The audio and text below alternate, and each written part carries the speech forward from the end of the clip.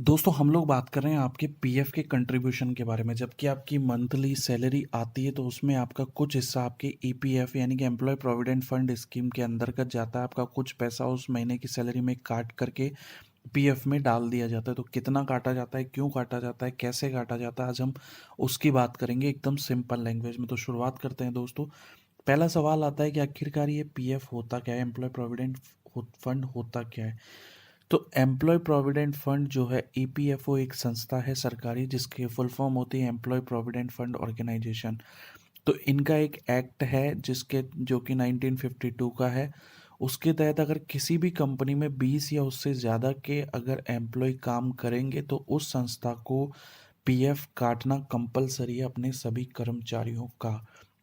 हालांकि कुछ संस्थाएं 20 से कम है वो भी पीएफ काट रही है, तो वो भी अपना काम कर रही है। लेकिन इन्होंने जो इस एक्ट में कंपलसरी किया है, अगर 20 से ज़्यादा एम्प्लॉय है तो उनका पीएफ कटेगा ही कटेगा 1952 के इस एक्ट के थ्रू। और इसको मॉनिटर करती है ईपीएफओ। तो अगर आपका जो एम्प्लॉयर है आपका पैसा कितना काट रहा है, क्या काट रहा है, वो सारे नियम कायदे ईपीएफओ के चलेंगे और आपका पैसा पूरी तरीके से ईपीएफओ के पास सेफ है। आपका पैसा जो काटा है आपके एम्प्लॉयर ने या कंपनी ने, तो वो जो पैसा है उसने ईपीएफओ को दिया है, उन्होंने खुद के पास नहीं रखा। तो ईपीएफओ के पास में आपका पैसा रखा हुआ है, कंपनी के पास कुछ नहीं है।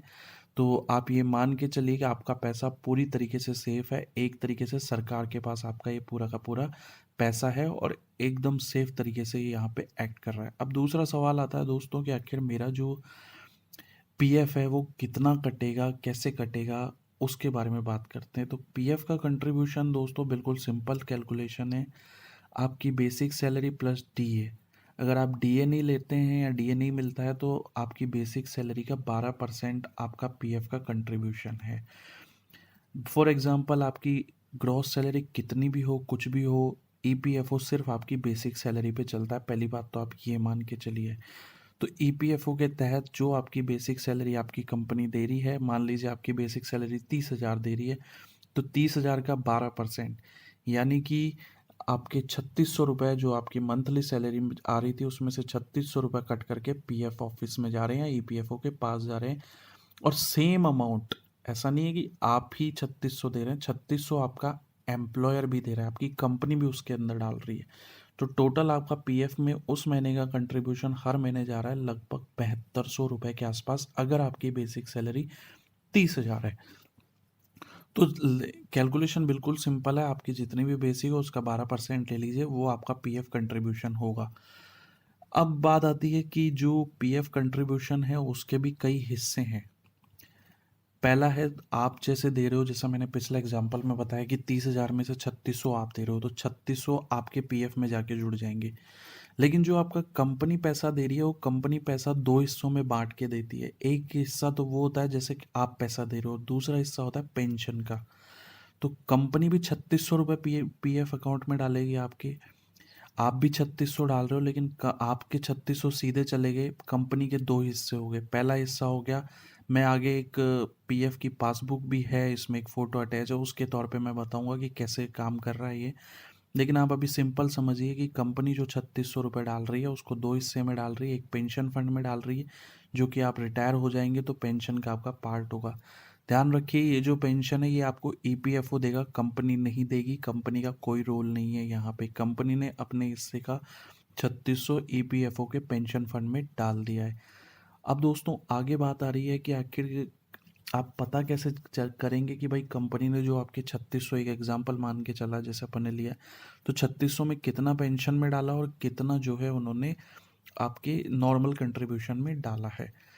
तो इसका भी सिंपल फॉर्मूला है जो है ईपीएफओ ने दिया है कि कंपनी जो 12% पे करेगी, आपकी बेसिक का 12% आप दे रहे हैं और उतना ही कंपनी दे रही है, यानी कंपनी भी आपकी बेसिक का 12% डाल रही है।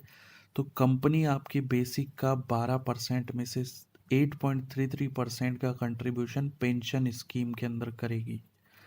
लेकिन यहाँ पे इन्होंने एक क्लॉज डाल दिया है कि पेंशन स्कीम के तहत कंपनी आपके जो 12% था, 12% जो कंपनी को डालना था, तो 8.33 तो वो डालेगी पेंशन में, और 12% माइनस 8.33 और जो बचा हुआ नॉर्मल कंट्रीब्यूशन में डालेगी। लेकिन यहाँ पे इन्होंने एक क्लॉज़ ये डाल दिया कि पेंशन स्कीम वाले जो लोग हैं या पेंशन स्कीम जो ईपीएफओ की है, वो ये मान के चलती है कि आपकी मैक्सिमम बेसिक सैलरी 15,000 होएगी। तो फॉर एग्ज़ाम्पल अगर आपकी बेसिक सैलरी 30,000 है, तो ईपीएफओ जो है उसमें पेंशन फंड में कंट्रीब्यूशन 30,000 का 8.33 नहीं जाएगा, वो 15,000 का 8.33 जाएगा, जो कि 1250 बन करके आता है। तो 1250 रुपये उस केस में, अगर मान लीजिए 30,000 आपकी सैलरी, तो 1250 रुपये तो वो डालेगी पेंशन फंड में, और फिर 3600 माइनस 1250 आपके नॉर्मल कंट्रीब्यूशन के तौर पे डालेगी। लेकिन अगर किसी की बेसिक सैलरी 10,000 है तो 10,000 का 8.33 डालेगी जो पेंशन फंड में, और उसके बाद जो है बचा हुआ पैसा आपके नॉर्मल में जाएगा। तो ये ध्यान रखिए, आपकी बेसिक सैलरी पे डिपेंड करता है। अगर बेसिक 15,000 से ज़्यादा है तो भी आपका पेंशन कंट्रीब्यूशन 15,000 के हिसाब से ही रहेगा। अगर आपकी जितनी भी बेसिक हो, अगर 16,000 है तो भी 15 के हिसाब से ही चलेगा। लेकिन इसका ये मतलब नहीं है कि उन्होंने आपकी बेसिक कम कर ली तो आपको नुकसान हो गया। उन्होंने आपकी जो बेसिक सैलरी है वो पेंशन फंड के तौर पे कम करी है। बाकी जो पैसा 3600 कंपनी देगी, कंपनी को आप जितना पे कर रहे हो उतना देना है, लेकिन वो किस तरीके से पार्ट में डिवाइड होगी ये यहाँ पे तय करता है। और दूसरी बात, पेंशन स्कीम को कैसे विड्रॉल करना है, कितना आपका पेंशन फंड बनेगा, इसके लिए मेरा एक सेपरेट वीडियो है। ये वीडियो सिर्फ और सिर्फ सीधा आपके पेंशन या पीएफ कंट्रीब्यूशन के तौर पर मैं बता रहा हूँ। आगे बात करते हैं दोस्तों। आगे बात करने से पहले मैंने एक जो है एक आपके लिए पीएफ की पासबुक यहाँ पे दिखा रहा हूँ मैं आपको। तो ये पीएफ की एक पासबुक यहाँ पे आप देख रहे हैं। यहाँ पे एक एम्प्लॉय है जिसमें कि जिसका पीएफ में कंट्रीब्यूशन होता जा रहा है लगातार। तो आप यहाँ पे देखेंगे कि वो जब भी अपनी पासबुक खोलेगा उसको 3 हिस्से यहाँ पे नज़र आएंगे। पहला हिस्सा दिखेगा कर्मचारी शेयर, दूसरा दिखेगा एम्प्लॉयर का शेयर, और तीसरा हिस्सा यहाँ पे आपको दिखेगा पेंशन कंट्रीब्यूशन। तो यहाँ पे दोस्तों देखिए कि जैसा मैंने आपको एग्जांपल दिया, अपन लेके चलते हैं कि जैसे ये 1,800 रुपये का इस कर्मचारी का शेयर है, तो 1,800 रुपये उसका जो जा रहा है, यानी कि जो 1,800 रुपये है वो उसकी बेसिक का 12% है। तो आप ये मान के चलिए कि इसकी बेसिक सैलरी कितनी होगी, आप इसमें सिंपली कैलकुलेट कर सकते हैं। तरीका आपके पास सिंपल है कि आपको क्या करना है कि 12% आ रहा है 1,800 रुपये, तो आप कैलकुलेट करेंगे तो आपको पता चलेगा कि इसकी जो बेसिक सैलरी है वो 15,000 है, यानी कि 15,000 बेसिक सैलरी वाले की ये पासबुक है। तो 15,000 का आप 12% लेंगे तो 12% आपका निकल गया था 1,800 रुपये। तो 1,800 रुपये तो वो जमा कराएगा, जो आपकी कंपनी है आपके बिहाव पे डालेगी यहाँ पे डिपॉजिट में। 1,800 तो आपके गए। अब 1,800 ही कंपनी को डालना है, लेकिन कंपनी के साथ में नियम ये है कि उसको 8.33% जो है वो पेंशन फंड में डालना है, लेकिन मैक्सिमम 15,000 सैलरी तक का। तो अब इसकी 15,000 सैलरी है तो इसका 8.33 निकल गया 1,250 रुपये। तो यहाँ पे 1,250 रुपये का कंट्रीब्यूशन तो पेंशन फंड में हो गया, लेकिन कंपनी को डालना है 1,800 ही है, आपके बराबर ही है। तो 1,250, 1,800 में 1,250 के तो 550 आपके वो नॉर्मल कंट्रीब्यूशन के तौर पे डालेगी। तो अब आपको साथ में समस्या ये आ जाती है कि आप जब भी अपना पीएफ का बैलेंस चेक करते हो तो आप कंफ्यूज हो जाते हैं, क्योंकि आपको लगता है कि आपका जो शेयर है, आप जो पैसा डाल रहे हैं उतना ही आपका एम्प्लॉयर डालेगा। लेकिन यहाँ पे भी ये कन्फ्यूजन क्रिएट हो जाता है कि आपका जैसे इस पासबुक के अंदर पहला टोटल आ रहा है 33,105, यानी कि आपका कर्मचारी यानी कि एम्प्लॉय का शेयर जो है वो तो 33,000 आपका कटा है, लेकिन आपको लगता है कंपनी का सिर्फ 10,000 ही कटा है। जैसे इस केस की बात करें तो दोस्तों बेसिकली यहाँ जो बैलेंस शो होगा या ओवरऑल बैलेंस जो कि आप चेक करते हैं वो ये बैलेंस चेक होता है। उसमें ये वाला जो बैलेंस है, ये वाला हिस्सा नहीं दिखाया जाता है। तो ये वाला हिस्सा आपके लिए बहुत इम्पोर्टेंट है कि ये हिस्सा भी आपकी नज़र में आए। ये हिस्सा भी आपका इन्हीं में है। तो ये जो पूरा पैसा टोटल है वो इन दोनों का डिफरेंस है, यानी कंपनी ने तो आपके अकाउंट में या पीएफ के अकाउंट में 33,105 ही डाले, लेकिन उन्होंने इस तरीके से डाले जैसे कि यहाँ पे आप देख सकते हैं। तो अब आप समझ गए होंगे दोस्तों कि एक हिस्सा आपके पेंशन फंड में जाता है, लेकिन एक चीज़ ज़रूर ध्यान रखिए कि बेसिक सैलरी आपकी जितनी भी बढ़ जाए, 15,000 की 30,000 हो जाए, 35,000 हो जाए, पेंशन फंड वहाँ पे सिर्फ 1,250 ही रहेगा। हाल के नियम के हिसाब से। तो जितने भी चाहे कितना ही बड़ा से बड़ा या कितना ही किसी की बेसिक सैलरी हो, पेंशन फंड के अनुसार अभी आप सिर्फ 1250 ये मैक्सिमम जो है कंट्रीब्यूशन लेके चलता है, जो कि 15,000 की बेसिक सैलरी पे। इसके बाद दोस्तों बात आती इंटरेस्ट की। आपके पासबुक के अंदर जो है ये ईपीएफओ है वो इंटरेस्ट प्रोवाइड करता है आपके टोटल जो पैसा आपके है उसके ऊपर।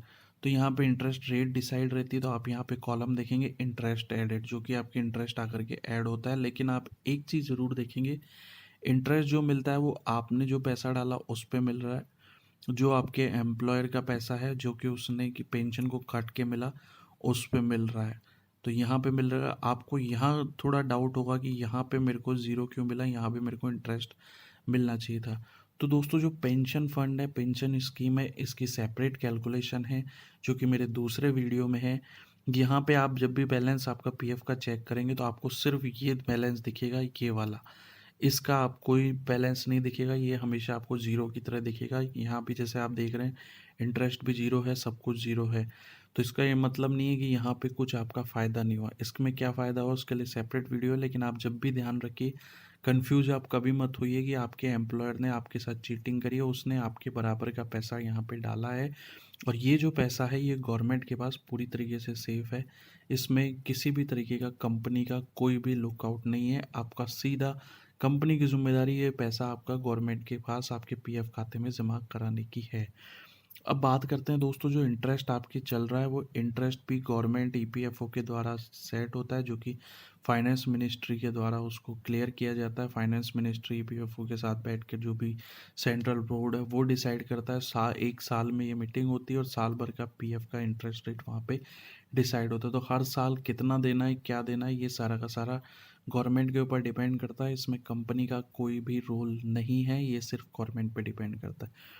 तो दोस्तों उम्मीद है आप आपका पेंशन की जो पासबुक है वो किस तरीके से मॉनिटर होती है, कैसे पढ़ते हैं, कैसे कंट्रीब्यूशन होता है, ये सब आप समझ गए होंगे। तो अगर चीज़ें पसंद आए तो प्लीज़ मेरे चैनल को ज़रूर लाइक करिएगा और सब्सक्राइब ज़रूर करिएगा। थैंक यू दोस्तों।